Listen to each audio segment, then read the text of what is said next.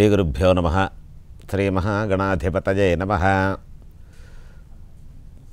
పూర్వం చెప్పుకున్నట్టుగానే ధర్మసింధు ఈ విషయానికి వచ్చేసరికి శంకుస్థాపన, గృహప్రవేశాది సుముహూర్త సమయం ఏ విధంగా చేయాలి, ఏ ప్రకారం చేసుకోవాలి. శంకుస్థాపన అనేసరికల్లా ఈ మధ్యకాలంలో చాలామంది ఈశాన్యంలో ఒక గొయ్యి తీసి అందులో ఒక 4 రాళ్ళు పెట్టి ఒక రాయికి చిన్న గుంటలాగా చేసి అందులో ఈ పంచరత్నాలని, పాదరసమని ఇలాంటివన్నీ వేసి శంకుస్థాపన అయిపోయింది అనిపించుకుంటున్నారు.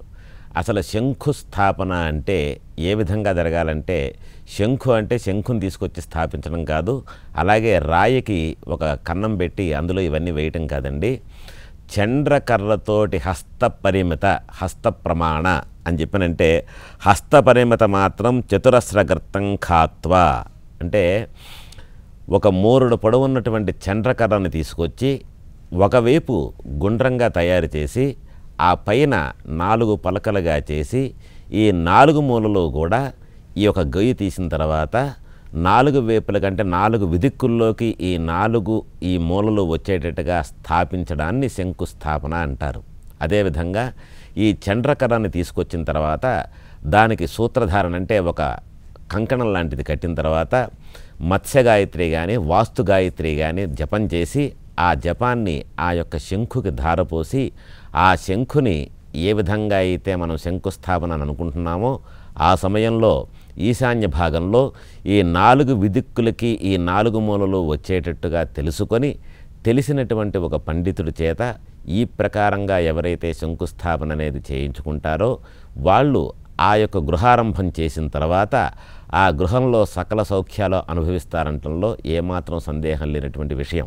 కాబట్టి శంకుస్థాపన అనేసరికల్లా ఒక గొయ్యి తీసేసి ఈ ప్రకారంగా ఎవరో చెప్పారనే విధానంతో మీరు ఫాలో అవ్వమాకండి. ఈ ప్రకారంగా అంటే ఇప్పుడు నేను చెప్పిన ప్రకారంగా శాస్త్ర విధానంగా శంఖును తీసుకొచ్చి శంకుస్థాపనాది కార్యక్రమాలు వేదవిహితంగా చేయగలిగితే అది ఏ ప్రదేశంలో ఉన్నా సరే ఆ ఇంట్లో సుఖ సౌఖ్యాలు ఉంటాయి.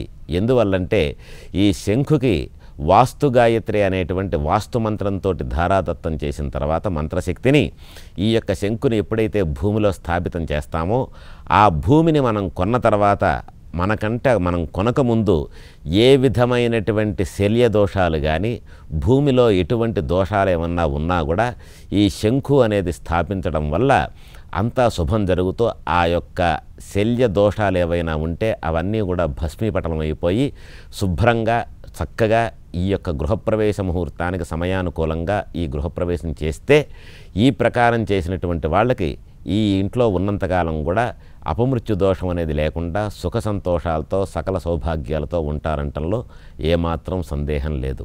ఇదే విధంగా ఈ యొక్క శంకుస్థాపనాది కార్యక్రమాలు అయిపోయిన తర్వాత నూతన గృహప్రవేశం వర్షే 1 సంవత్సరం లోపు చేస్తే మంచిదని చెప్పిన అది కూడా సాంప్రదాయబద్ధంగా వచ్చేసింది. అదే ప్రకారం 1 ఇయర్ లోపు చేసుకోవాలనే నానుడికి అందరూ అలవాటు పడిపోయారు. కాబట్టి ఆ విధంగా సంవత్సరం లోపు చేస్తే ఇంటికి కూడా చాలా మంచిది, డబ్బు కూడా కలిసి వస్తుంది అనుకోండి.